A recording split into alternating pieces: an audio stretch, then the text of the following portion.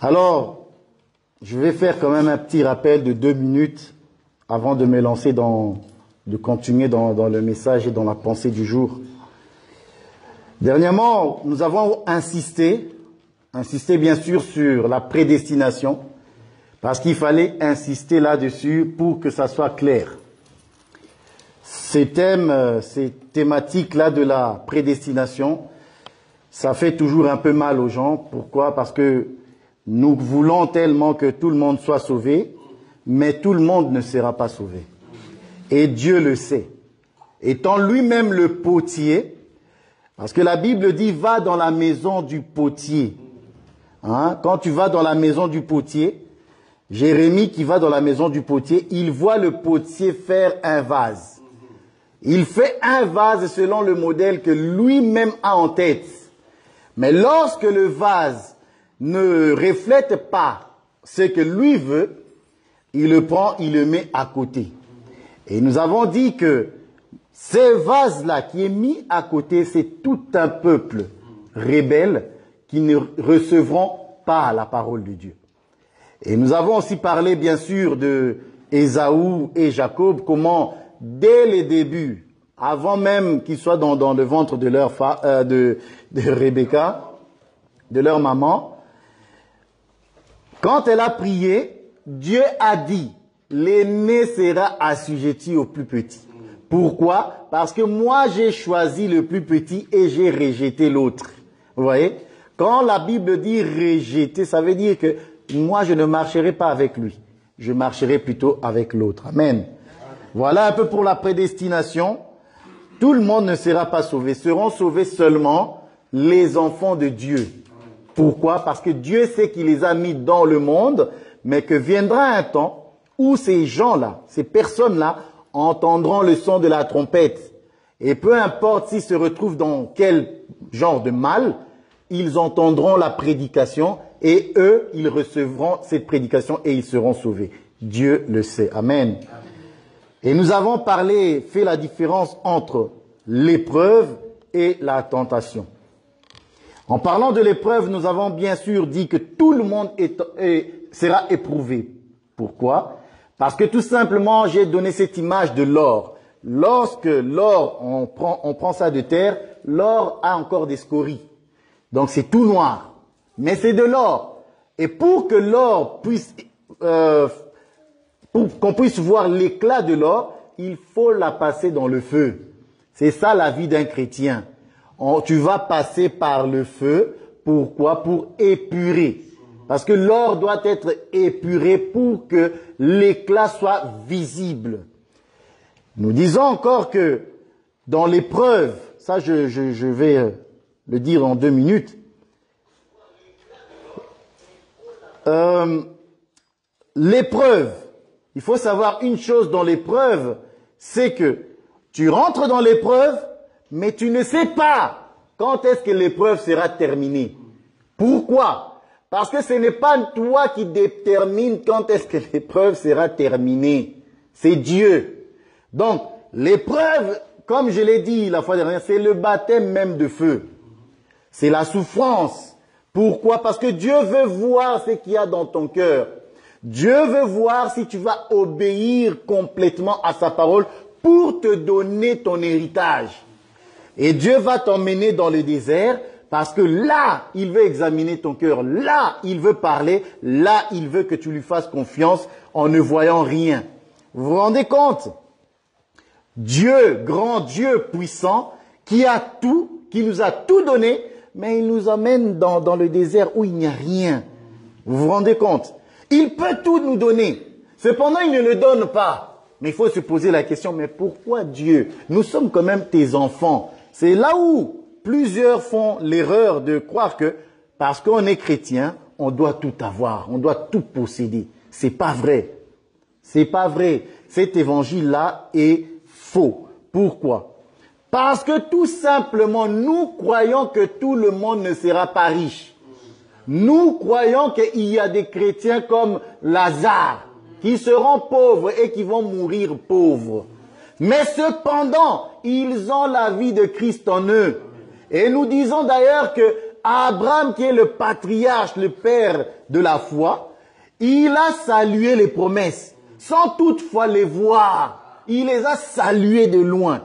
Donc, nous croyons que dans ce corps, nous n'aurons que des petits fragments de l'accomplissement de la parole de Dieu. Amen. Et croyez-moi que beaucoup de chrétiens croient que sous prétexte qu'ils sont chrétiens, que lorsqu'ils prient, le malheur ne peut pas les atteindre. Ils sont malades, ils doivent être guéris, bien-aimés.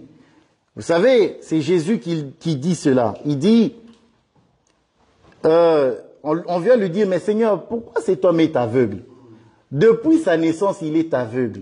C'est les disciples qui lui posent la question. Et Jésus va dire, cette maladie-là, c'était pour la gloire de Dieu.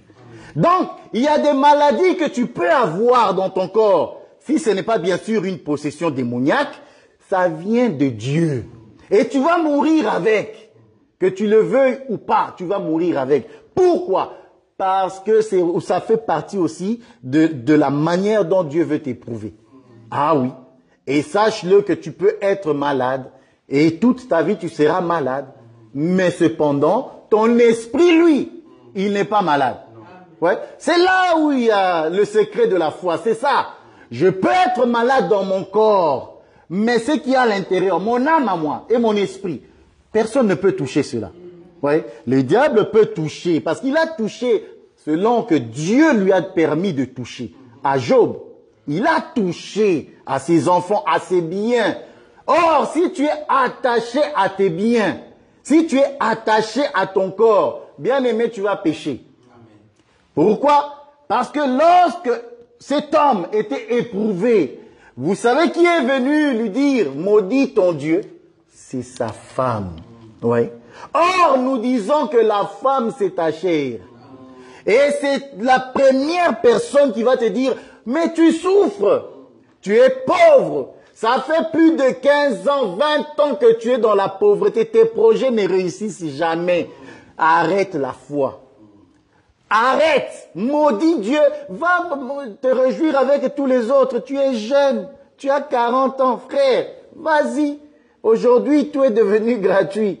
Qu'est-ce que tu attends? Vous voyez? Ça, c'est la chair.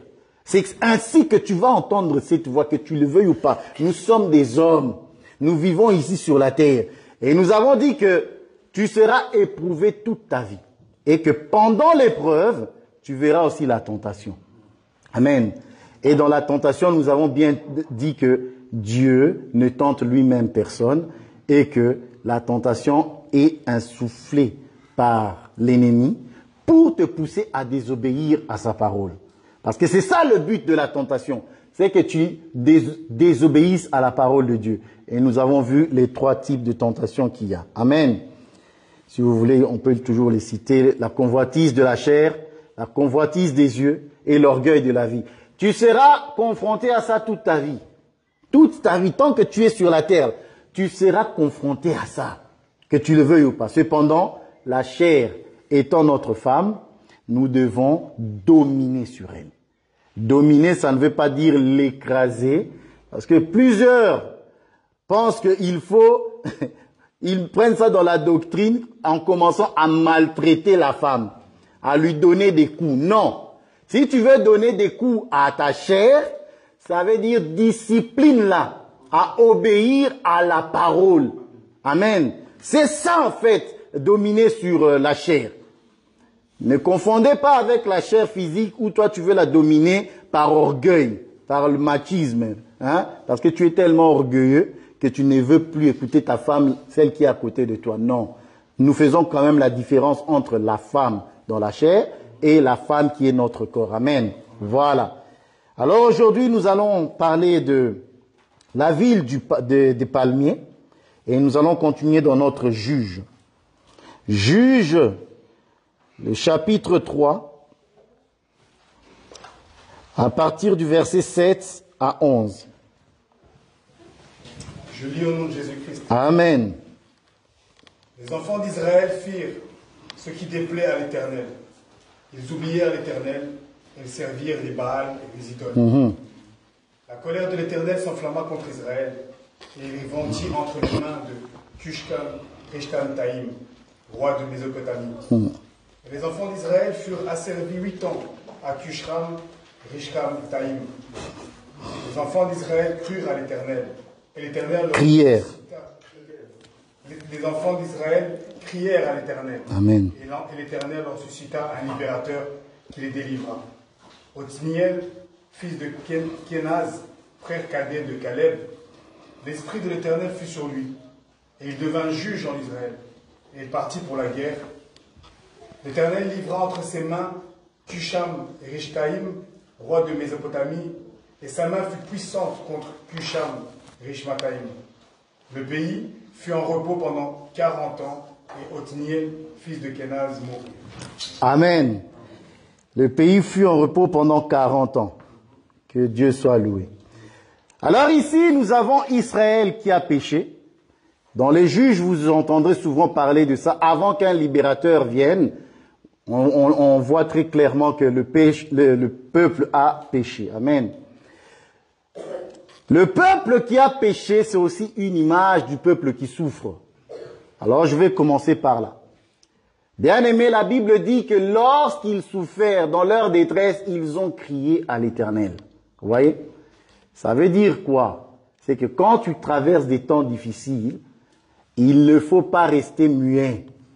Le problème avec beaucoup, c'est qu'ils traversent un temps difficile, ils restent à la maison. Alors qu'il y a la réunion de prière.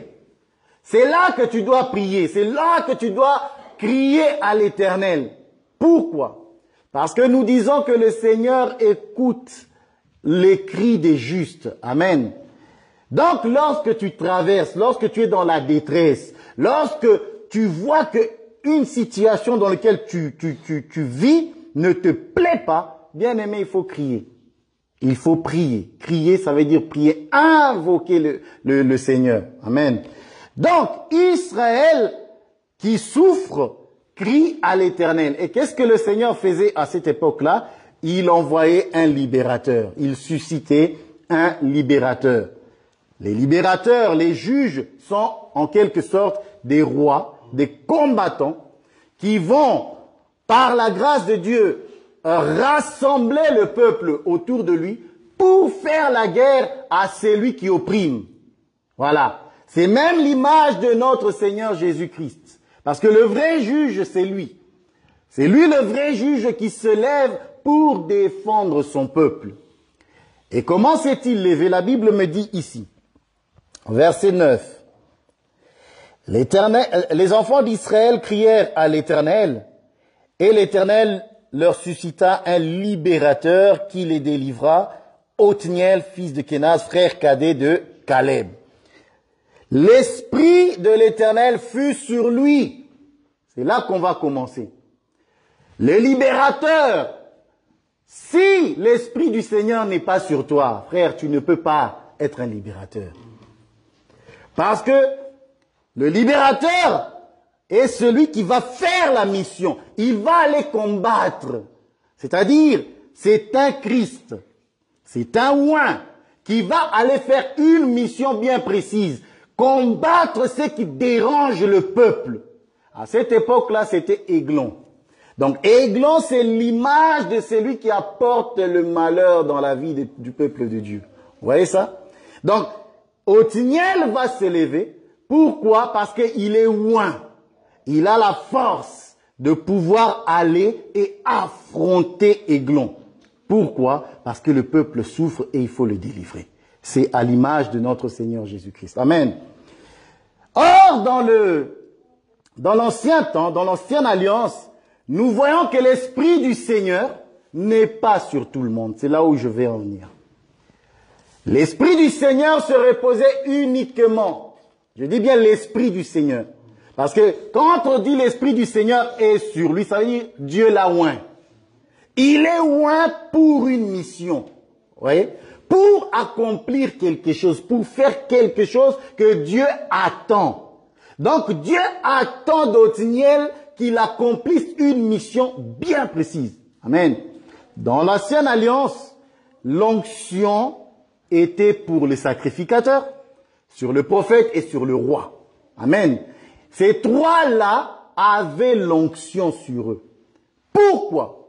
Parce que tout simplement, chacun, selon la mission, selon son ministère, devait faire une mission pour Dieu. Mais pour cela, il faut être consacré. Il faut être oint. Pourquoi je parle de ça? Parce que tout simplement, aujourd'hui, je veux que toi aussi tu réalises que le Seigneur t'a oint. Et vu que le Seigneur t'a oint, ça veut dire, il t'a donné une mission. Nous tous ici, si nous sommes rassemblés ici, c'est parce que l'Esprit du Seigneur est sur nous. Si l'Esprit du Seigneur n'était pas sur toi, d'ailleurs tu ne lui appartiens pas. Paul le dit, ceux qui n'ont pas l'Esprit du Seigneur ne lui appartiennent pas. Or, l'Esprit du Seigneur est sur nous. Pourquoi? Pour une mission bien précise. Pourquoi? Parce que, en tant que chrétien, l'onction est sur toi en tant que sacrificateur. Amen. En tant que sacrificateur, tu dois présenter les offrandes. En tant que sacrificateur, tu dois entretenir la lampe de l'Éternel. En tant que sacrificateur, tu dois manger le pain de proposition. Et en tant que sacrificateur, tu dois aller dans le Saint des Saints à la rencontre de ton Dieu. Amen. C'est ça un sacrificateur. Donc, toi, en tant que sacrificateur, qu'est-ce que Dieu attend de toi? Romains 12. Parce qu'en tant que sacrificateur, tu dois présenter du sacrifice. Tu dois présenter à Dieu le parfum. Voilà. Il y a le sacrifice, il y a le parfum. C'est pour ça que l'Esprit du Seigneur est sur toi. Tu dois connaître la mission que le Seigneur, ce que Dieu attend de toi. Romains 12 nous dit quoi? Je vous exhorte donc, frères, à la compassion de Dieu, à offrir vos corps comme un sacrifice vivant, saint, agréable à Dieu, ce qui sera de votre part un culte raisonnable. Ne vous conformez pas au siècle présent. Ne vous conformez pas. Avant de dire ça, il dit, je vous exhorte donc, frères, à offrir vos corps comme un sacrifice vivant, saint, agréable, ce qui sera de votre part un culte raisonnable. En tant que sacrificateur, tu dois savoir que c'est toi le sacrifice. Actuellement, dans la nouvelle alliance, le Seigneur nous a appris quoi? C'est toi le sacrifice. Tu dois te charger de ta croix et le suivre. Ça veut dire quoi? Ne te conforme pas au siècle présent. Voilà. Le sacrificateur que tu es, aujourd'hui, tu dois être saint. Parce que si tu n'es pas saint, il est impossible que Dieu agrée ton sacrifice. Pourquoi? Parce que tout simplement Dieu est saint. Et son aliment est saint. Donc il veut que tu reflètes sa gloire à lui. Mais comment nous qui sommes poussière, nous qui sommes des hommes, comment pouvons-nous refléter sa gloire? Et comment pouvons-nous être saints? Il dit, vous êtes purs par la parole que vous avez entendue. Amen. Or, c'est la parole de Dieu qui te sanctifie pour que tu sois saint, pour que tu marches dans la parole de Dieu, à l'obéissance à sa parole, pour être saint. Donc, en tant que sacrificateur, tu es le sacrifice. Non seulement tu es le sacrifice, mais tu dois aussi entrer dans le lieu saint. Et dans le lieu saint, la Bible dit, il y a la table de pain de proposition. Frère, Dieu ne t'a pas donné son esprit pour que tu sois passif. Non, il faut être actif. Comment est-ce qu'un chrétien est actif? En écoutant, en aimant les activités de l'assemblée. Ça veut dire quoi? Tu dois entrer aussi dans le lieu saint pour manger le pain de proposition. Ça veut dire quoi? Écouter la parole de Dieu, être enseigné. Et non seulement tu dois être enseigné, tu dois bien sûr venir à l'église. Vous comprenez que lorsqu'on parle de pain de proposition, c'est l'enseignement. Tu dois aimer écouter l'enseignement. Pourquoi? Parce que l'enseignement va nourrir ton âme. C'est comme ça que ton esprit aura la force de dominer sur ton âme. Vous savez que l'âme est influençable. Si ton âme n'est pas forte, c'est la chair qui va dominer sur tes émotions, sur tes sentiments. Et va t'orienter dans la débauche, dans l'impureté, dans tout ce qui est désobéissance à la parole. Mais lorsque ton esprit, lorsque tu manges le pain de proposition, lorsque tu écoutes la parole, c'est alors que tu es fortifié pour pouvoir dominer sur la chair. Et ça, tu ne peux être fortifié qu'en écoutant. Les gens de l'amertume, ils sont tristes, mais ils ne veulent pas, ils ne viennent pas dans les réunions pour écouter. Et ça, c'est une tragédie. Tu vas tomber, frère. Je le répète, tu vas tomber. Mais par contre, lorsque tu manges le pain de proposition, lorsque tu viens à l'église, tu écoutes l'enseignement, alors tu auras la force de pouvoir faire la volonté de Dieu. Et en tant que sacrificateur, bien sûr, il y a bien sûr l'autel des parfums. Ne pas oublier cela. Et à l'autel de parfum, frère, tu dois allumer les parfums odorifiants pour que ça monte vers Dieu. C'est-à-dire, tu dois aussi être un homme de prière. Un chrétien est un homme de prière. Un chrétien, ce n'est pas, comme je l'ai dit tout à l'heure, ce n'est pas un homme passif. Quand il y a réunion de prière, ne fuis pas, parce que plusieurs fuient. Beaucoup. Vous savez, si tu écoutes bien la parole, tu vas bien prier. Si tu écoutes la parole, parce que la prière n'est fondée que sur l'enseignement. Je le dirai plus tard, lorsque je descendrai. Dieu te nourrit de sa parole. Parce qu'il sait que toi-même, si tu pries par tes propres moyens, il ne va pas l'agréer. Ça ne sera pas une bonne prière. C'est pour ça Dieu, il t'enseigne, il te parle par sa parole et te remplit de son esprit. Parce que quand on dit être rempli du Saint-Esprit, c'est en réalité être rempli de la connaissance de son Dieu, c'est-à-dire de Jésus-Christ. C'est ça être rempli. Ce n'est pas comme nous voyons des gens qui sont en extase, qui dansent. Non, non, ils sont pas remplis. Ça, c'est n'importe quoi. Être rempli, c'est ce que nous sommes en train de faire là maintenant. C'est écouter la parole, être fortifié afin d'être capable de prier. Pourquoi? Parce que lorsque tu es rempli, c'est de Dieu que tu es rempli. Et Dieu qui est en toi va prier Dieu. Vous voyez? C'est alors que ta prière, Dieu va l'entendre.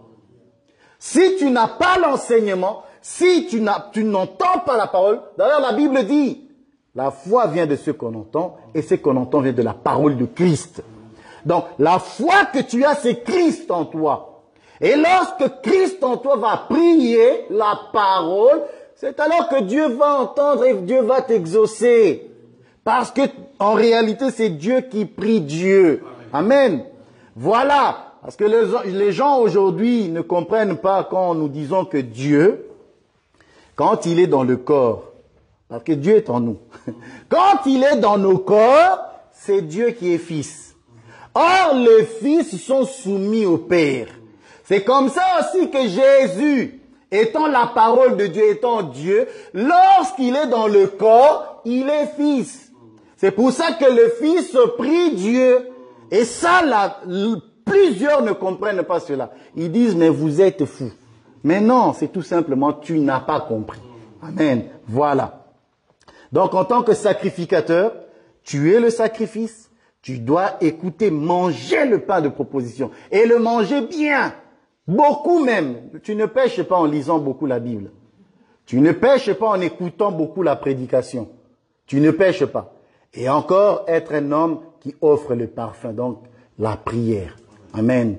En toi déjà, quand tu fais ces choses-là, lorsque tu obéis à la parole, tu es déjà une offrande de bonne odeur. Parce que tu fais ces choses. Amen. Maintenant, dans l'ancien temps, dans l'ancienne alliance, il y avait l'onction sur le sacrificateur, il y avait aussi l'onction sur les prophètes. Or, les prophètes, c'est ceux qui ont l'oreille pour entendre ce que dit Dieu, pour pouvoir l'annoncer au peuple. Les gens ont une image de prophètes comme des gens marginaux. Non, non, non, non. C'est quand on dit prophète dans la Bible, voyez un enseignant. Parce que il n'était pas seulement sur les montagnes, mais arrêtez. C'était des hommes qui étaient au milieu du peuple. Cependant, Dieu les prenait parce qu'il avait une mission avec eux. Et ces gens-là enseignaient le peuple. D'ailleurs, il y a beaucoup de prophètes parmi les Lévites. C'était des enseignants. Amen. Faut pas croire que lorsqu'ils venaient, ils parlent, papa, et puis c'est fini. Non. Autre part, la Bible dit, scelle cette révélation parmi mes disciples. Ouais. Donc les prophètes avaient des disciples. Donc ils enseignaient au peuple. Amen. Ils enseignaient au peuple. Donc, tu es prophète. Pourquoi? Parce que tu as reçu l'esprit de la prophétie.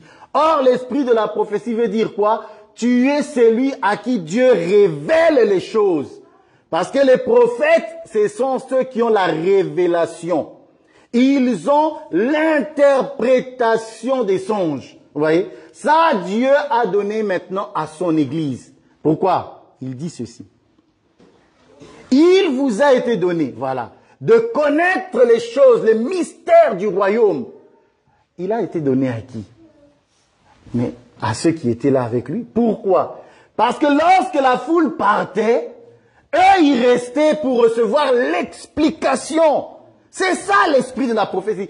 C'est rester auprès du Seigneur, parce que le prophète est près du Seigneur. Pourquoi? Pour écouter le parabole, l'explication du parabole, l'explication du songe. Lui, il reste prêt pour écouter. Amen. Donc, quiconque se dit chrétien, quiconque se dit, moi je suis chrétien, tu dois savoir que tu es sacrificateur. Et si nous ne voyons pas les choses que les sacrificateurs font dans ta vie, tu n'es pas chrétien. Si nous voyons que tu n'aimes pas rester auprès du Seigneur, c'est-à-dire venir dans l'assemblée pour écouter, tu n'aimes pas le Seigneur. Un chrétien qui ouvre la Bible seulement une fois, 2 fois par an, mon frère, en quoi est-ce que tu es chrétien? Amen. Parce que c'est lui qui a l'onction de la prophétie, c'est celui qui va aimer la révélation. Parce que ça c'est un aigle. Il aime les choses d'en haut. C'est pourquoi plusieurs tombent. Oh, je vais lire ça. Ésaïe 40. Ah, c'est dans une autre prédication, mais bon. Je vais quand même mettre ça aussi ici. Il dit, il donne de la force à celui qui est fatigué. Il augmente la vigueur de celui qui tombe en défaillance. Les adolescents se fatiguent et se lassent. Voyez? Mais les jeunes gens se chancellent. Mais ceux qui se confient en l'Éternel renouvellent leur force. Ils prennent le vol comme l'aigle, ça j'aime. Un prophète, un chrétien, c'est aussi un aigle qui prend l'envol. Parce que nous avons vu dans les 4 êtres vivants l'image d'un des chérubins. Il avait 4 faces et dans l'un des 4 faces du chérubin, il y avait un aigle qui vole. Amen. Un chrétien, c'est un aigle. Pourquoi? Parce que tu as en toi le message de l'enlèvement. Tu marches avec ça. Tu marches avec ce message-là de l'enlèvement, le vol. Le vol, ça veut dire l'espérance de partir. Parce que l'aigle qui vole, c'est celui qui vit dans les hauteurs. Amen. Voilà. Donc, si tu es un aigle, l'esprit de la prophétie doit être en toi, qu'elle va s'accomplir. Amen. Et nous avons bien sûr aussi l'onction royale. Ça, c'est l'onction de l'autorité. Voilà. Parce que, étant chrétien, étant les sacrificateurs, hein, parce que nous sommes des sacrificateurs, le royaume des sacrificateurs selon Melchisédek. Amen. Nous sommes des sacrificateurs. Lui, il est souverain sacrificateur. Amen. Nous sommes des sacrificateurs. Amen. Alors, nous devons voir ces 3 types d'onction maintenant sur nous. Celui du sacrificateur, celui du prophète et celui du roi. En toi, en tant que chrétien, tu es roi. Ça veut dire quoi? Le roi, c'est celui qui combat, bien-aimé. Un chrétien, ce n'est pas un homme nonchalant. Lorsqu'il y a des ennemis, tu ne sais même pas prier, non. Déjà, tu viens pas à l'enseignement. Comment veux-tu prier? Comment veux-tu avoir la force lorsqu'il y a une montagne qui se présente devant toi? Lorsqu'il y a une difficulté, comment vas-tu avoir la force de chasser ou de faire déplacer cette montagne? Vous voyez? L'onction royale, c'est pour le combat. La Bible dit pour imposer l'autorité de Christ dans ta vie. Amen. Parce que c'est ça que tu dois faire en tant que roi. En tant que roi, le roi avait une mission. Faire régner la parole de Dieu en Israël. Le sacrificateur et les prophètes devaient enseigner le peuple. Le roi devait veiller à ce que toutes ces choses-là soient bien respectées. Et aussi en faisant la guerre. Donc lorsque tu as des difficultés, frère, n'oublie pas ces choses. Tu es sacrificateur. Amen. Alors nous allons lire un petit verset. Pourquoi? Parce qu'en tant que sacrificateur, nous devons aussi garder l'huile allumée. 1 Thessaloniciens. 1 Thessaloniciens 5. Le verset 18-19. Ça, on va lire quand même. Rendez grâce en toutes choses, car c'est à votre égard la volonté de Dieu en Jésus-Christ. N'éteignez pas l'esprit. Amen. La Bible dit n'éteignez pas. Ça, c'est la mission que le sacrificateur a. Ça veut dire faire en sorte que la lampe de l'Éternel continue à briller. Pour que ça continue à briller, il faut mettre l'huile. Or, l'huile, c'est encore l'enseignement. Si tu n'écoutes pas, si tu ne viens pas à l'enseignement, le feu là va s'éteindre. Donc tu as une mission, tu dois le savoir. Je dois entretenir l'huile qui est en moi. Le zèle, l'amour que Dieu a mis en moi, je dois l'entretenir. Si je ne l'entretiens pas, que tu le veuilles ou pas, le feu va s'éteindre. Nous sommes des hommes. Il y a trop de poussière autour de nous. Il y a trop de poussière. Il y a trop de mauvaises choses autour de nous. Amen. Ésaïe 61, ça je lis, je suis déjà dessus. Écoutez ce que la Bible dit. Parce que l'esprit sûr, il faut savoir que la Bible dit que, donc, lorsque vous lisez le Nouveau Testament, surtout Paul, à un moment donné, il va parler de l'esprit sûr. Jésus déjà a dit, vous recevrez mon esprit survenant sur vous et vous serez mes disciples. Amen. Et nous avons vu qu'au jour de la Pentecôte, l'esprit se reposait sur. Mais il y a l'esprit sur, il y a l'esprit en et il y a l'esprit avec. Amen. Il y a l'esprit sur, il y a l'esprit en nous, il y a l'esprit avec nous. Mais là, je suis en train de parler de l'esprit sûr, de la mission. Parce que nous avons une mission, nous sommes des ambassadeurs de Christ. Cependant, parmi nous, il y a bien sûr, il faut faire la différence, il y a des ministres.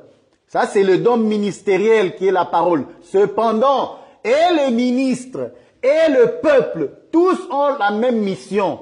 C'est entretenir l'huile, s'offrir, tout ça, tout ce que j'ai cité auparavant. Tout le monde a l'obligation de le faire. Amen. Tout le monde a l'obligation de le faire. Ésaïe 61, voilà ce que le Seigneur dit.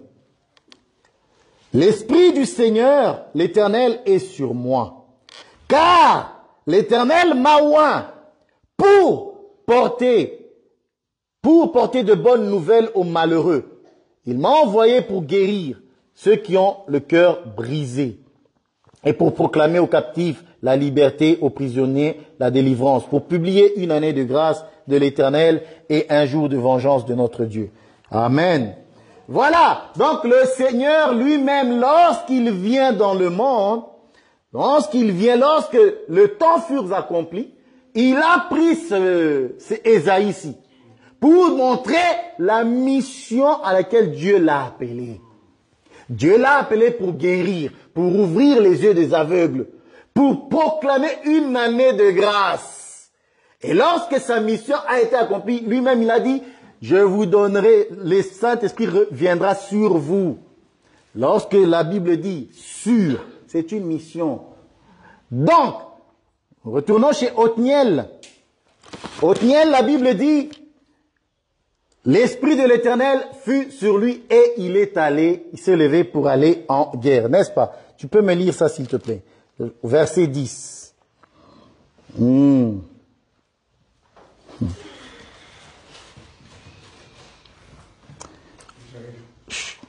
Le chapitre 3. L'Esprit de l'Éternel fut sur lui. Il devint juge en Israël et il partit pour la guerre. Il partit où? Pour la guerre. Voilà. Il partit pour la guerre. Bien-aimé, quand l'Esprit du Seigneur est sur toi, tu dois aller à la guerre. Tu ne peux pas rester. L'Esprit du Seigneur est sur toi, c'est pour faire que tu sois actif. C'est pour te donner de l'activité. Donc, en tant que chrétien, tu peux pas nous dire que non, je n'ai pas d'activité. Je n'ai pas d'activité à l'église. Oh, quelle activité? Si tu veux de l'activité à l'église, viens, parle aux hommes de Dieu. On va te donner de l'activité. Et tu vas faire cela. Amen. Alors, nous continuons notre Juge 3 à partir du verset 12. Et c'est là que nous allons parler maintenant de la ville des palmiers. Les enfants d'Israël furent encore ceux qui déplaient à l'Éternel. Et l'Éternel fortifia Églon, roi de Moab, contre Israël, parce qu'il avait fait ce qui déplaît à l'Éternel. Églon réunit à lui les fils d'Ammon et les Amalécites, et il se mit en marche. Il battit Israël, et ils s'emparèrent de la ville des palmiers. Et les enfants d'Israël furent asservis 18 ans à Églon, roi de Moab. Les enfants d'Israël crièrent à l'Éternel, et l'Éternel leur suscita un libérateur, Éhud, de Lira, benjamite, qui ne servait pas de la main droite. Les enfants d'Israël envoyèrent par lui un présent à Églon. Amen. Arrête-toi là. Prochainement, c'est là que je vais parler d'Éhud. Amen. C'est magnifique. Ah, ça me fait du bien. Parce que, bon, on va s'arrêter sur ce que je veux dire aujourd'hui. Parce que Éhud, je vous ai promis, je parlerai de la faiblesse. C'est là même, vous avez compris, la main gauche. Il est gaucher. Mais on va expliquer pourquoi il est gaucher. Amen. Et lui, pourquoi il est gaucher. Amen. Alors la Bible dit que Églon réunit à lui les fils d'Ammon et les Amalécites. Et il se mit en marche et il bâtit Israël et s'empara de la ville des palmiers. Alors, quand la Bible parle, bien sûr, de la ville, nous comprenons qu'une ville, ça représente déjà le royaume et ça représente aussi le chrétien que tu es. Le chrétien que tu es, Jésus a dit, tu es la lumière du monde. Une ville située sur une haute montagne est visible. Donc, attends, lis-moi ça dans Matthieu, je crois. Une ville. Donc, Jésus va te montrer quelle position tu as. Il va dire, une ville située sur une montagne. Donc, il dit déjà, tu es la lumière du monde. Une ville située sur la montagne. Continue. Matthieu 5, verset 14. Voilà, dis-moi. Vous êtes la lumière du monde. Une ville située sur une montagne ne peut être cachée. Ah, voilà. Donc, ne peut être cachée, ça j'aime. Étant chrétien, il y a en toi quelque chose qui dérange déjà l'ennemi. La lumière que tu as, la parole de Dieu que tu as, la foi que tu as, dérange. Pourquoi? Parce que l'ennemi aimerait voir les ténèbres partout. Et la ville qui le dérange, c'est toi. Donc, puisque tu le déranges, Églon voudra s'emparer de toi. Églon va te faire tous ses efforts pour t'assujettir. Églon, ici, c'est l'image du péché qui veut retrouver une position de supériorité. Amen. Cependant, Jésus dit, une ville située sur une montagne. Amen. Lorsqu'on dit tu es situé sur une montagne, tu as la supériorité. Oui. Donc, un chrétien n'est pas sur la vallée. Un chrétien, en réalité, lorsque le monde nous regarde, il voit que nous avons la supériorité sur eux. Pourquoi? Parce que Jésus l'a dit. Et c'est comme ça. Parce que tu as la supériorité, il est en toi et personne ne peut être au-dessus de toi. Mais, tu crées des jaloux. Tu crées beaucoup d'attention. Et Aiglon t'envie. C'est d'ailleurs pour ça que ceux qui sont dans le monde, ceux qui sont dans l'occultisme, ceux qui sont riches d'ailleurs, quand ils te regardent, mais ils t'envient. Parce que toi, tu es bien. Toi, tu vis sur la montagne, tu vis heureux. Tu arrives à vivre dans le contentement.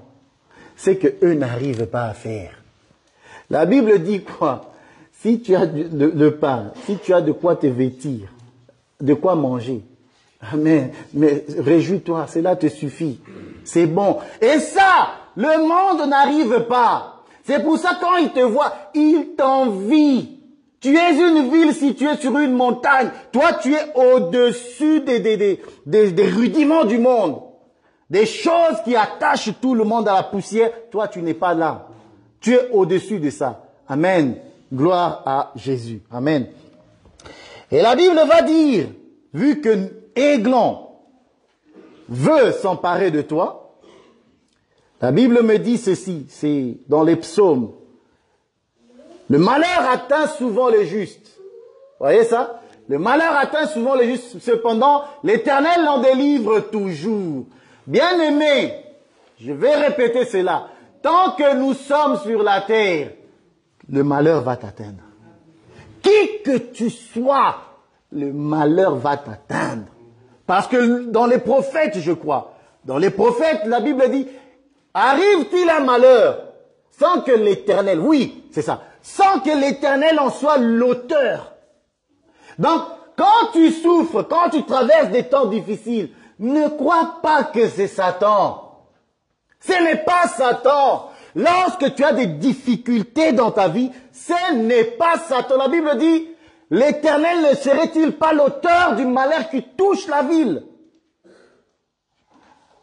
Bien-aimé, bon, vérifie quand même que ce malheur, ce n'est pas parce que tu as péché.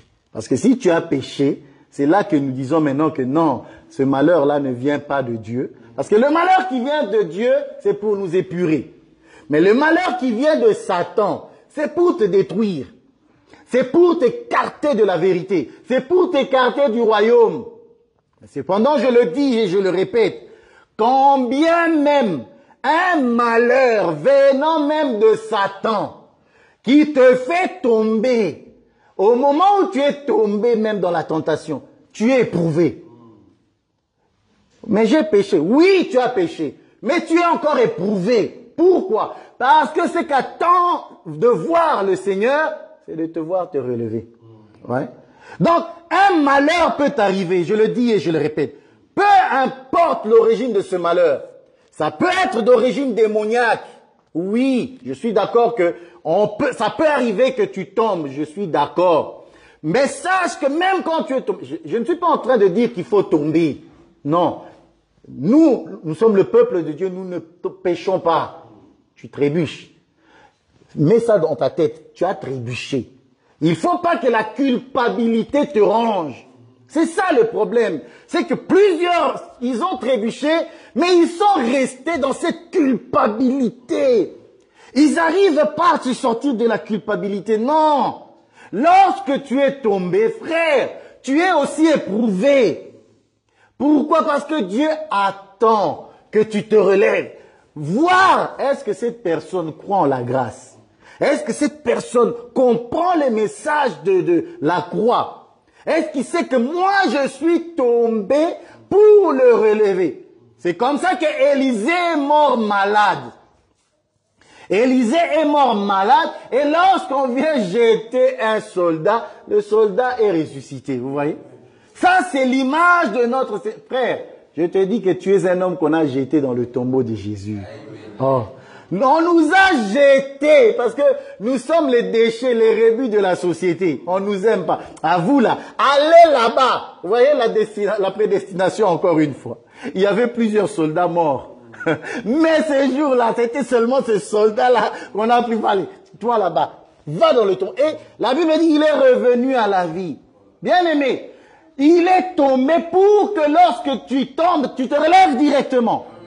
Donc nous, lorsque nous sommes tombés, nous nous relevons. Parce que Élisée, la mort d'Élisée dit non, non, non, toi tu n'es pas pour ici. Va-t'en, vis. Amen. C'est-à-dire, nous avons maintenant la nature nouvelle en Christ. Amen. Alors lisons quand même ce passage de Psaume 34. Ah, le malheur atteint souvent le juste. Commence s'il te plaît au verset 18. Le malheur atteint souvent le juste. Quand les justes crient. Voilà. Quand le juste fait quoi? Quand les justes crient. Non, il est muet, le juste.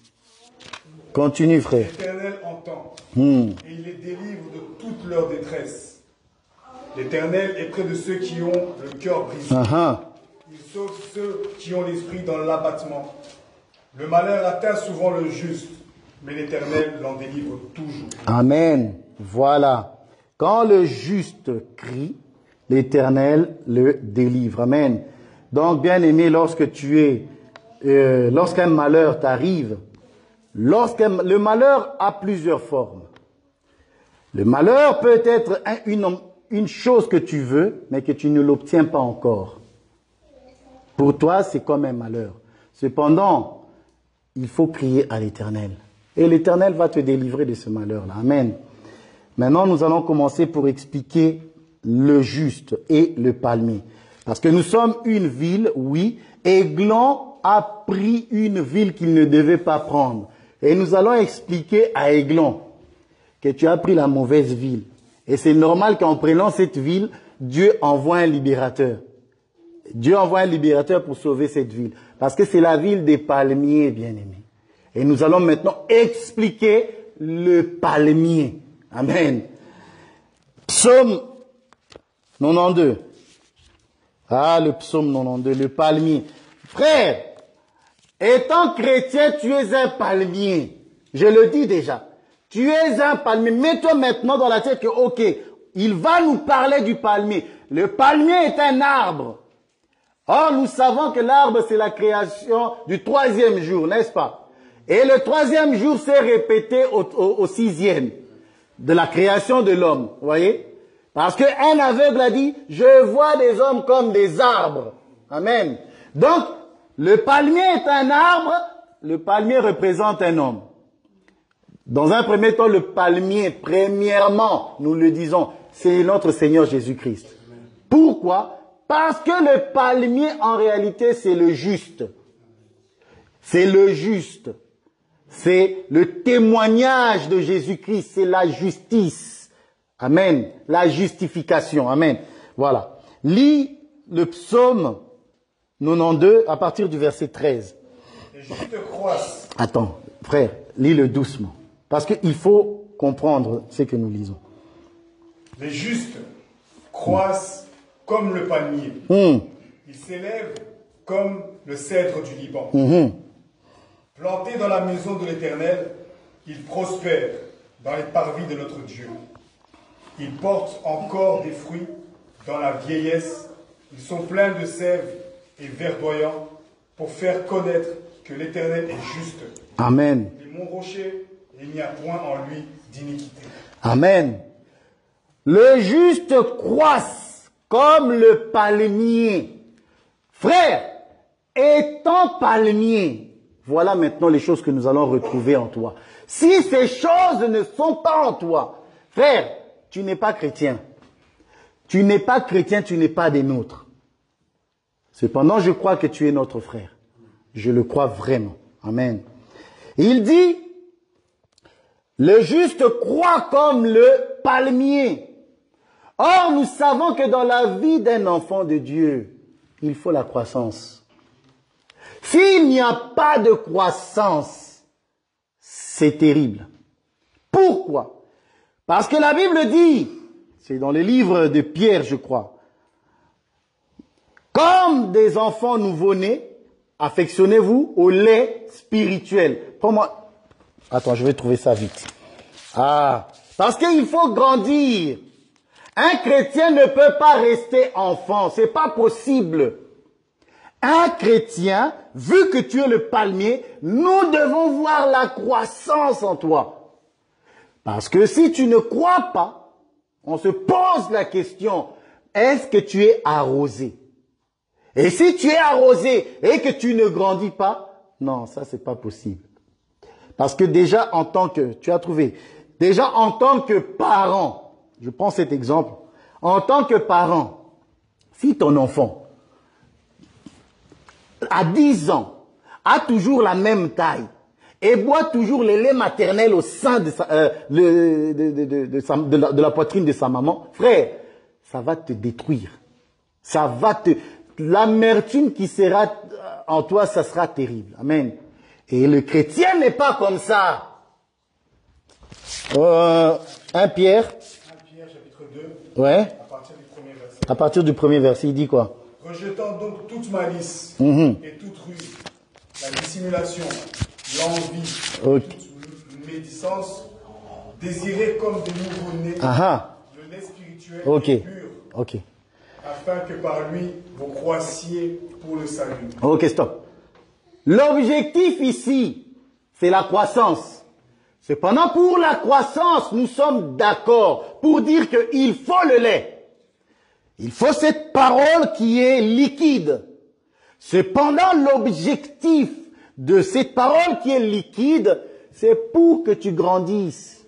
Et si tu ne grandis pas, ça sera compliqué. Pourquoi? Parce qu'il dit ici dans Pierre, désirez comme des enfants nouveau-nés, le lait spirituel est pur, afin que, par lui, vous croissiez pour le salut. Si tu ne grandis pas dans ta foi, dans la connaissance de Jésus-Christ, bien aimé, tu n'iras pas au ciel. C'est ça que Pierre est en train de dire. Pour le salut, oui, prends le lait spirituel pur, la parole de Dieu liquide. Mais l'objectif de la parole liquide, des fondements de la parole, c'est pour que tu grandisses. C'est pour que tu sois délivré. Le salut, en réalité, c'est lorsque nous monterons à l'enlèvement. Nous avons quitté ce corps. C'est un salut. C'est la délivrance d'ailleurs que nous attendons. C'est pour ça que nous avons le bâton, nous avons nos chaussures à nos pieds et nous avons nos vêtements. C'est parce que nous allons sortir de l'Égypte, amen, du monde. Donc, Paul va dire ceci. Hébreu. Ah, j'aime ça. Ah, Hébreu. Hébreu, où es-tu? Voilà, Hébreu 5. Je lis. Hébreu 5, je crois que le verset 11, 12. Hébreu 5, le verset 12. Vous, en effet, depuis longtemps, vous devrez être des maîtres. Mais vous avez encore besoin qu'on vous enseigne les premiers rudiments des oracles de Dieu. Vous en êtes venus avoir besoin de lait et non d'une nourriture solide. 13, s'il te plaît, 13. Or, quiconque en est au lait n'a pas l'expérience de la parole de justice, car il est un enfant. Mais la nourriture solide est pour les hommes faits, pour ceux dont le jugement est exercé par l'usage et discerner ce qui est bien et ce qui est mal. Amen. Vous voyez? Donc, l'objectif de la parole, le lait, c'est pour que nous arrivons à manger la nourriture solide. Donc oui, le lait, c'est pour que tu grandisses. Et Paul va dire ceci, j'étais enfant, mais lorsque j'ai grandi, je fais disparaître ce qui est de l'enfance. Voilà, ça c'est Paul. Il dit, je fais disparaître ce qui est de l'enfance. Ça veut dire, j'ai grandi. Un enfant bien aimé, je le répète, n'a pas la maîtrise. D'ailleurs, ils font pipi, ils font caca sur eux. Frère, nous ne sommes pas des enfants. Oh, faire pipi, faire caca, ça veut dire que tu te vautres encore dans le péché. Tu n'es pas... Ok, on peut accepter que lorsque tu es venu en Christ, qu'il y ait encore des imperfections. Cependant, tu dois grandir. Tu dois arrêter de te faire dessus. Tu dois arrêter toutes ces choses-là. Pourquoi? Parce que tu es appelé à la maîtrise de soi et arriver à la stature parfaite de Jésus-Christ, que selon que la Bible me dit dans Éphésiens. Les ministères ont été donnés pour enseigner, pour que l'Église, pour que le palmier que tu es, tu puisses grandir et atteindre la maturité, c'est-à-dire manger la nourriture solide. Amen. Voilà. Alors, retournons dans le psaume, oui. Parce que nous allons voir la croissance, oui, mais il y a encore d'autres choses. Ah, le juste croît comme le palmier. Il s'élève comme le cèdre du Liban. Planté, j'aime ça, planté dans la maison de l'Éternel. Il prospère dans les parvis de notre Dieu. Amen. Or, vu que nous parlons de l'arbre, l'arbre doit être planté. L'arbre, quand on dit planter, c'est la racine. La Bible nous dit, Colossiens, comme ça la Bible dit, soyez enracinés en Christ, étant fondés et affermis. C'est Colossiens 2. Bien-aimé, un chrétien est affermi. Un chrétien doit avoir des racines. Pourquoi je le dis d'emblée? Je le répéterai plus tard. Pourquoi? Parce que la racine, la Bible nous dit, c'est la racine qui porte l'arbre. Romains 11. Prends-moi déjà Romains 11. C'est la racine qui porte l'arbre. Donc, si tu n'es pas enraciné, si tu n'es pas planté dans la maison de l'Éternel, or dans la maison de l'Éternel, qu'est-ce qui se passe là-bas? Il y a le pain de proposition. Il y a les chandeliers. Il y a toutes ces choses. Si tu n'es pas planté, tu n'es pas enraciné, 2 Colossiens. Colossiens 2. Oui. Si tu n'es pas enraciné en Christ, être enraciné, c'est comme cette maison que Jésus a dit, je vais vous montrer à qui ressemblent ceux qui écoutent ma parole et qui la mettent en pratique. Il est semblable à une maison qui est bâtie sur le roc. Voyez? Les intempéries sont venues. Donc la tentation est arrivée. Les épreuves ont frappé cette maison. Cependant, cette maison n'est pas tombée et restée ferme. C'est ça être enraciné. C'est ça être planté dans la maison de l'Éternel. Ça veut dire, lorsque les épreuves arriveront, lorsque les intempéries vont frapper, le vent, lorsqu'on parle de vent, bien aimé, tenez-vous compte que c'est les esprits. Le vent, c'est les esprits. Ça veut dire que lorsque les démons voudront encore s'emparer de la maison, parce que vous savez que les démons de nos vies sont chassés. Mais dans leur tête, tellement qu'ils ont été bien dans nos vies, autrefois, il s'est dit, je vais retourner dans ma maison. Quelle arrogance. Or, si ce démon-là, il trouve que la maison est balayée, ornée, mais il n'y a pas de chef qui veille sur cette maison, ça veut dire qu'il n'y a pas d'enseignement dans la vie d'une personne, il fait quoi? Il entre. Mais avant de rentrer, qu'est-ce qu'il fait? Il appelle 7 autres démons plus, la Bible dit, plus méchants que lui. Donc, même dans le royaume des ténèbres, il y a des grades de méchanceté. Il y a des grades de méchanceté. Donc, il va prendre des démons. Lui, il était déjà méchant. Mais il va prendre ceux qui sont encore plus méchants que lui pour t'assujettir. Vous voyez? C'est pour ça, bien-aimé, étant en Christ, étant lavé, bien-aimé, mets l'enseignement. Parce que si tu ne mets pas l'enseignement, frère, ce qui attend là, c'est terrible. Colossiens combien? 2. Verset 7. Étant enraciné, fondé en lui, et affermi par la foi, d'après les instructions qui vous ont été données, et abandonné en action de grâce, Prenez garde que personne ne fasse de vous sa proie par la philosophie et par une vaine tromperie. Merci. S'appuyant sur les traditions des hommes, sur les rudiments du monde et non sur... Ah, j'aime ça. Que personne ne fasse de vous sa proie. Si tu n'es pas enraciné, tu es la proie de la philosophie. La foi des faux raisonnements diaboliques. La foi des faux pasteurs. Pourquoi? Parce que tu n'es pas enraciné. Tu n'es pas fondé. Ta foi n'a pas de racines. C'est pour ça la Bible va dire dans le psaume, le juste croît comme le palmier. Donc, le palmier, c'est la justice, c'est les justes. Amen.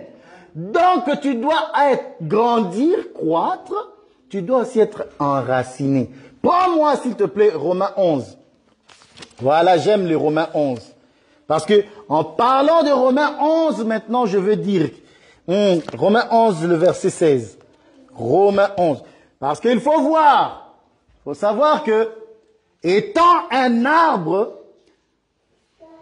l'apôtre va le confirmer ici, que ce n'est pas toi qui portes l'arbre. Et si tu es un arbre, tu dois avoir des fondements solides. Mais qui est ce fondement solide? C'est l'enseignement des apôtres et des prophètes. C'est ça la racine. C'est comme ça que tu ne vas pas faillir. Amen. Romains 11, le verset 16. Or, si les prémices sont saintes, la masse l'est aussi. Et si la racine est sainte, les branches le sont aussi.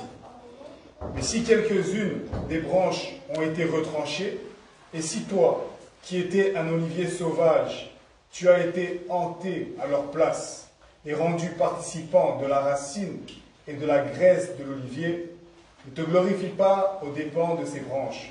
Si tu te glorifies, sache que ce n'est pas toi qui portes la racine, mais que c'est la racine qui te porte. Bien-aimé, c'est la racine qui te porte. Donc, si tu as le témoignage de Jésus-Christ, si tu es enraciné, si tu es planté, frère, tu es heureux. Parce que tu ne vas pas faillir. Mais si tu n'es pas enraciné, frère, tu vas tomber. Tu seras comme cette maison qui est bâtie sur le sable. Les intempéries sont arrivées et cette maison a été détruite. Amen. Voilà. Et pour projeter un peu le palmier, vu que le palmier c'est un arbre, nous allons maintenant projeter le palmier dans le tabernacle. Parce que dans le tabernacle, nous avons 3 compartiments. Nous avons le parvis, le lieu saint et le lieu très saint. Lorsque nous disons le palmier comme étant le tabernacle, ça veut dire il y a la partie que tout le monde va voir. Ça veut dire la partie des branches. Ça, c'est ce que nous disons le parvis. Parce que nous voyons dans cette partie-là les branches qui représentent le peuple et nous voyons des fruits. Or, le fruit, on le coupe et on le mange. C'est là même la chair. Parce que c'est là où l'animal est tué, au parvis. Voilà. Mais nous avons aussi le deuxième compartiment dans le tabernacle. Le tabernacle, je dis bien, tu es le palmier. Tu dois comprendre que je parle de toi. Je parle de ce que nous sommes. Nous sommes le palmier. C'est aussi représenter l'image de l'homme. Dans la deuxième partie, c'est le lieu saint. Comme je l'ai dit tout à l'heure. Or, dans le lieu saint, il y a toutes ces choses que j'avais citées. Le pain de proposition. Il y a l'autel de parfum. Il y a le chandelier. Or, nous voyons dans l'arbre, en réalité, c'est la sève. C'est la sève qui passe par là pour donner de la vie aux arbres, pour que l'arbre puisse porter des fruits. Amen. Or, d'où vient la sève? La sève ne vient pas du milieu. La sève vient des racines. Pourquoi? Parce que c'est la racine la terre étant le voile. Parce que la terre, c'est le voile qui va empêcher qu'on voit ce qu'il y a à l'intérieur. Ça, c'est le lieu très saint. Vous voyez? Donc, la terre, nous voyons ce qu'il y a au-dessus, nous voyons le tronc de l'arbre, mais nous ne voyons pas ce qui se passe en bas. Or, en bas, là, nous disons que c'est le saint des saints. Parce que personne ne voit ce qui se passe là-bas. Voilà. Mais la racine, étant enraciné, l'arbre étant enraciné, c'est la racine qui puise dans le sol les minerais, les composants et produit la sève. Or, si toi, tu es le palmier, tu es un arbre, frère, tu dois être enraciné. Vois-tu pourquoi il faut être enraciné? Parce que tu dois entrer dans les saints des saints. Ça, c'est ton esprit qui entre dans les saints des saints, se nourrit de la présence de Dieu, de la parole de Dieu. Et tu viens, l'esprit vient enseigner à ton âme. Parce que l'âme reçoit l'enseignement de la racine, de l'esprit. L'esprit l'enseigne et il le fait manger. Ah, la sève. Et ensuite, la sève étant fortifiée, il donne ensuite en haut là-bas. Ça veut dire, il donne la force au corps. Mais qu'est-ce qu'il donne? L'enseignement. Tu vois? L'enseignement qui va au corps, le corps est obligé de se soumettre. Amen. Que Dieu soit loué. Amen. Alors, oui. Et toutes ces choses que je dis, c'est parce que je viens aux enseignements. Viens aux enseignements, tu connaîtras ces choses, ces mystères. Et tu connaîtras ta mission. Tu comprendras que je suis le palmier, je dois grandir et je dois porter des fruits. Comment? Par la sève verdoyante, il dit. La sève verdoyante. Or, la sève verdoyante, c'est la parole de vie. Or, si je suis enraciné, Dieu me donne sa parole de vie et je vis. Amen. Ok. Nous allons lire maintenant dans Ézéchiel et petit à petit, je vais chuter. Amen. Pourquoi? Parce qu'Ézéchiel 41, avant de lire, frère, attends un petit moment. Pourquoi?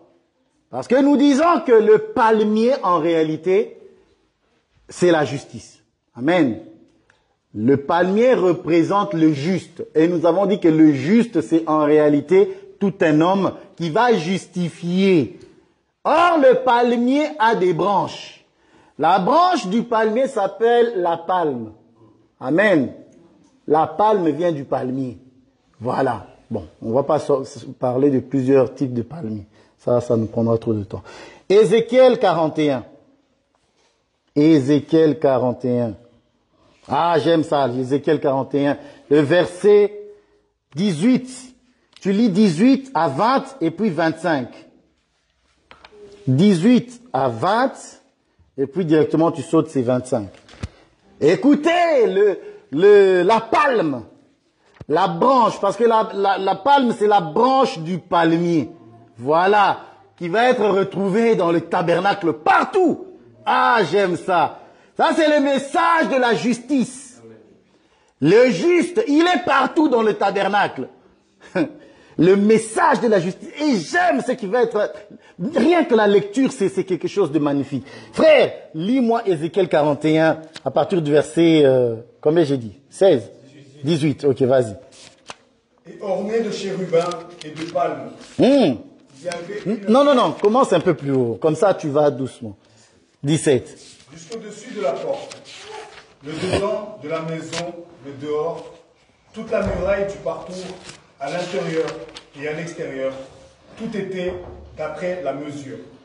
Et orné de chérubins et de palmes, il y avait une palme entre deux chérubins. Il y avait une palme entre deux chérubins. Donc, une palme, deux chérubins. Une palme, deux chérubins. Ah, j'aime ça. Chaque chérubin avait deux visages. Mais nous connaissons que les chérubins en ont 4, non? Mais ici, parce que c'est une vision. Comprenez que la vision, Dieu donne un message. Maintenant, nous allons l'interpréter. Amen. Là, le Seigneur s'est limité à aux deux visages. Continue. Chaque chérubin avait deux visages. Une face d'homme tournée d'un côté vers la palme. Donc, les chérubins avaient deux visages. Une face d'homme tournée vers la palme et l'autre. Ah, j'aime ça. Et une face de lion tournée de l'autre côté vers l'autre palme. Il en était ainsi tout autour de la maison. Depuis le sol jusqu'au-dessus de la porte, il y avait des chérubins et des palmes. Et aussi sur la muraille du temple. 25. Des chérubins et des palmes étaient sculpté sur les portes du temple, comme sur les murs. Un entablement en bois était sur le front du vestibule en dehors. Amen. Donc, dans le temple, bien sûr, lorsque Salomon, ça je ne l'ai pas appris, mais dans le temple, lorsque Salomon va représenter la palme, il va, et les chérubins d'ailleurs, il va mettre, sculpter et mettre de l'or dessus. Vous pouvez lire ça dans 1 Roi 6. Je crois 1 Roi 6 à partir du verset 35 ou un truc comme ça. Mais nous allons interpréter les chérubins qui regardent vers la palme. Pourquoi? Parce que là, nous voyons le royaume, nous voyons, ça c'est le trône de Dieu. Parce que vous savez que Dieu se répète. Tout ce qui est dans la Bible, il y a une première fois et une deuxième fois, une troisième fois. Dieu se répète. Lorsque nous voyons les chérubins, la Bible nous dit ici, ils ont deux faces. Or, les deux faces, c'était quelle face? C'est important. C'est la face du lion et la face de l'homme. Quand on dit face de lion, on parle bien sûr de la royauté. Parce que le lion, c'est l'image de la royauté, c'est Judas. Et nous avons vu que, étant roi, c'est l'autorité, c'est la force, c'est la puissance. Mais non seulement ça, mais c'est aussi la férocité de la loi. Vous voyez? Donc le lion représente la royauté, il représente aussi la loi. Mais l'homme, que va-t-il représenter? L'ange dit à Jean, voici le lion de la tribu de Juda a vaincu. Lorsque Jean se retourne, lui ne voit pas un homme, un lion, qui voit-il? Un agneau. En réalité, la face d'homme, en réalité, ici, c'est la faiblesse. Or, la faiblesse ici, c'est le symbolisme même du sacrifice, parce que c'est la chair, l'homme dans... Bon, je le dis comme ça. Lorsque nous voyons les quatre visages dans le chérubin, nous avons le lion, nous avons le bœuf, nous avons l'homme et nous avons l'aigle qui vole. Hein? Il y a deux qui sont faits pour les sacrifices. C'est le bœuf et c'est l'homme. Donc l'homme ici, dans Ézéchiel, vu qu'on nous a donné seulement les deux visages, l'homme ici c'est l'image de la faiblesse. C'est l'image de la grâce. Et lorsqu'on parle de faiblesse et de la grâce, on voit quoi? L'agneau. Donc, les chérubins, les deux aspects de ces chérubins-là représentent le trône que Jean a vu. Donc, on lui dit lion, mais lui, il voit l'homme. Et qu'est-ce qu'il regarde? La Bible dit, l'un comme l'autre regarde quoi? La palme.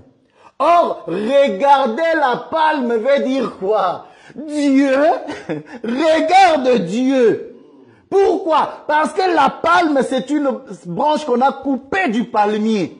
Voilà. Et étant coupé, on dit que c'est le Fils. Pourquoi? Parce que c'est le Fils qui a été coupé et on l'a mis là. C'est le témoignage. Parce que à la loi et au témoignage, si tu ne regardes pas la palme, il n'y aura point d'horreur pour toi. C'est pour ça, frère, je t'invite. Dieu lui-même, il regarde la palme. Amen. Dieu, il regarde la palme. Il regarde à Christ, à son Christ. Et c'est comme ça que dans Hébreu va dire, oh Dieu, ton Dieu t'a oint d'une huile de joie au-dessus de tes semblables. Pourquoi? Parce que c'est toi qui vas justifier le peuple. Amen. Alors, bien aimé, la palme veut dire quoi encore? Il regardait. Ma question est, qui regardes-tu? Quoi regardes-tu? Tu traverses des temps difficiles, mais tu regardes quoi? Tu regardes qui? Je vais prendre un dernier verset et je vais m'arrêter là. Hébreu. Parce qu'il faut regarder la palme. Le ciel regarde la palme. Le ciel regarde la palme. Dieu lui-même regarde la palme. Et toi, tu veux que Dieu te sauve, tu veux que Dieu te guérisse, tu veux que Dieu se manifeste. Frère, si tu ne regardes pas le témoignage de Jésus-Christ, ça ne va pas le faire. Je vais prendre deux versets. Non, prends-moi d'abord. Non. Jean, Hébreu, garde Hébreu 12 là. Jean, Lorsque Jésus-Christ, ça c'est Jésus, ah j'aime ça. Lorsque Jésus-Christ va entrer à Jérusalem, aïe, aïe, aïe. C'est Hébreux 12. 12. Non, non, Jean 12, Jean 12, Jean 12, Jean 12. Ah, j'aime ça. J'aime ça. Parce qu'il faut voir pourquoi les gens ont pris la palme. Il faut expliquer. Il faut expliquer pourquoi les gens ont pris la palme. Parce que la palme va représenter un message, le message de la justice. Parce que c'est le juste qui est retranché pour nous justifier. Donc, nous allons t'accueillir avec ce message. Aïe, aïe, aïe, j'aime ça. 12 à partir du verset 9. Ah, j'aime ça. Une grande multitude de Juifs apprirent que Jésus était à Béthanie. Ils s'y vinrent, non pas seulement à cause de lui, mais aussi pour voir Lazare, qui avait ressuscité des morts. Les principaux sacrificateurs délibérèrent de faire mourir aussi Lazare, parce que beaucoup de Juifs se retirèrent d'eux à cause de lui. Ils croyaient en Jésus. Le lendemain, une foule nombreuse de gens venus à la fête, ayant entendu dire que Jésus se rendait à Jérusalem, prirent des branches de palmier et ils allèrent au devant de lui, disant, Hosanna. Frère, frère, si tu ne prends pas la branche de palmier et que tu ne l'agites, Hosanna, frère, il n'y aura pas d'aurore. Il faut prendre la branche de palmier et lui dire, je reconnais que c'est toi en réalité qui va nous justifier. Et crier, Hosanna. Donc tu veux que le Seigneur te sauve. Frère, prends la branche. Prends seulement cette branche. Regarde, ça c'est lui qui te justifie. C'est celui qui va combattre pour toi. Parce que Aiglon, je te le dis, Aiglon a fait une erreur. Il a pris la ville de Palmiers. Or, lorsque les justes que nous sommes des palmiers, lorsque nous allons crier, nous allons prendre le palmier, le juge qui est en nous, il va se lever. Et lorsque lui se lève, Aiglon, tu n'as plus de chance. Que Dieu bénisse sa parole. Que Dieu soit loué. Le palmier. La justice de Dieu. Voilà. Dieu est tellement bon, il a fait de nous la ville de Palmiers. Amen. Le bien-aimé a touché un élément très important concernant l'enseignement. Vous savez, on reconnaît une église puissante, c'est par l'enseignement. De tels enseignements, il y a des versets dans la Bible, tu donnes à un pasteur, le pasteur dit, je ne vois pas qu'est-ce que je vais prêcher. Je ne vois pas qu'est-ce que je vais dire. Tu lui donnes Ézéchiel, là où on a lu. On dit que Chérubin a deux faces. Et puis chaque face regarde la palme. Et beaucoup j'ai aimé parce qu'on a dit on l'a orné. On l'a orné, effectivement. C'est-à-dire la palme est en or. Amen. C'est ça. Ce n'est pas en couleur verte. Non, non, non, non. Si c'était en couleur verte, on est encore dans les parvis. Ici, la palme est en or. C'est ça. Est-ce que vous savez que nous sommes des palmes dans la présence de Dieu, mais j'aime ça. C'est-à-dire nous avons l'or, la divinité en nous. Et c'est comme ça que nous crions Hosanna. Viens, c'est lui qui devait venir. Bien-aimés, si vous ne connaissez pas l'enseignement, beaucoup de bien-aimés qui sont tout autour de vous aiment la Bible. Ça, je suis d'accord. C'est bien d'aimer la Bible. Mais est-ce que tu connais la Bible? Est-ce que tu connais les secrets qui sont à l'intérieur? Parce que Jésus viendra chercher une épouse mature.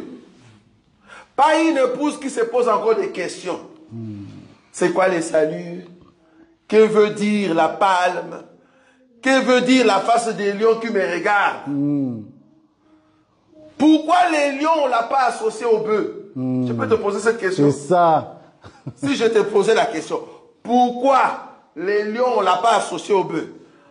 Or, si le chérubin a quatre faces, c'est comme si on avait le jeu de 6, tu vois le jeu de 6, le truc là on l'appelle quoi? Le dé. Ok. C'est-à-dire, quand la face du lion est de l'autre côté, c'est la face de l'homme. Ok. Donc si à droite, Je vais vraiment être précis. Si à droite, c'est la face du lion, c'est-à-dire à gauche, parce qu'il va revenir sur le côté gauche. Il va revenir. Mais je précise déjà l'enseignement. Si le côté droit, c'est les lions, et que le côté gauche, c'est l'homme, pose-toi la question, quelle est la face qui te regarde? Ça, tu n'as pas vu. C'est bon. Je ne sais pas, je répète, peut-être tu n'as pas vu. Si le côté droit, c'est les lions qui regardent la palme, et que le côté gauche, c'est l'homme qui regarde la palme, qu'est-ce qui est en face de toi? Ça, c'est un élément, c'est un examen qu'on va se poser pour le mercredi. Qu'est-ce que je veux dire? Dans l'église de Dieu, que ça soit le royaume, que ça soit la faiblesse, nous tous, nous sommes ornés dans la présence de Dieu. Le but, c'est quoi? C'est d'entrer dans les racines. Amen. Aujourd'hui, le racine est encore enfermé. On est d'accord? Pourquoi? Parce que la terre n'est pas encore ouverte. Mais très bientôt, le Seigneur va ouvrir la terre pour que chacun de nous puissions rentrer là où nous étions venus. Le ciel est seulement pour ceux qui sont avec Jésus. Ce que j'aime dans cet enseignement, Jésus-Christ n'est pas mort pour tout le monde. Amen. Jésus n'était pas venu pour sauver toute la terre. Non. Non. Jésus est venu sauver seulement les siens. Si tu es de la famille de Jésus, alors attends-toi au salut. Mais tous ceux qui ne sont pas de notre famille ne vont pas entrer. Ne vont pas entrer. Je me rappelle encore, pour toucher la dernière écriture de l'homme de Dieu, mais dans une autre écriture, la Bible dit, pour que Jésus entre dans Jérusalem, il vient d'abord avec les disciples, il dit aux deux disciples, allez libérer l'anneau. Dès qu'ils ont libéré l'anneau, ils venaient avec l'anneau. Arrivé là où Jésus était, si nous étions là, il y avait Jésus et l'anneau. Le peuple avait des rameaux. Mais nous ne sommes pas encore entrés à Jérusalem. Fallait que Jésus quitte la terre, monte au-dessus de l'anneau. Comme ça, Jésus et l'anneau deviennent une seule personne. Voilà. Oh, quand Jésus devient une seule personne avec l'anneau, or l'anneau c'est l'homme, Jésus c'est le roi des lions. Là, ils sont une même personne. Alors tout le peuple peut soulever les rameaux.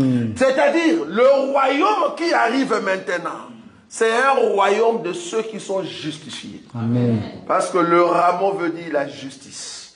Nous sommes justifiés par celui qui nous aime. Frère, je vais peut-être terminer par là. Si tu tombes, si tu as péché, et que ton corps est affaibli, je te conseille, tu as la justice. Amen. Tu es justifié. C'est ça. Demande juste pardon et continue la marche. Et c'est comme ça que le Seigneur te bénira. Ne reste pas affaibli. J'ai beaucoup aimé ce que l'homme de Dieu a dit. Il dit, au fait, quand tu tombes, c'est aussi une épreuve. C'est comme si Dieu regardait si mon enfant peut encore se relever. J'ai déjà vu des animaux pour apprendre leur nouveau-né à marcher. Il peut le prendre, il le pousse. Il le pousse. Voilà. Il dit, je veux voir comment tu vas te relever. Amen. Dieu nous a poussés. Il veut que nous puissions tomber. Il regardait comment est-ce que nous allons nous relever. Mais Satan, quand tu tombes, il dit, reste là-bas. Voilà. Ne te relève pas. Mais le Dieu de la justice, il veut que nous soyons justifiés, de sorte que nous soyons debout et continuer la marche jusqu'au bout. Ça, c'est notre Dieu. Un enfant de Dieu ne peut pas rester abattu par les péchés. Non, tu dois continuer, te relever et aller jusqu'au bout. Nous sommes debout, nous allons prier. Tu vas dire, Seigneur, je suis la palme. Je suis la palme parce que je crois fermement que je suis orné pour demeurer dans ta maison. Je suis orné pour demeurer dans ton église. Donne-moi la sémence de ta parole. Donne-moi ta parole et que ta face me regarde. J'ai besoin que tu puisses briller ta face sur moi. Commence à prier maintenant. Gloire et Commence à louange prier. à ton nom.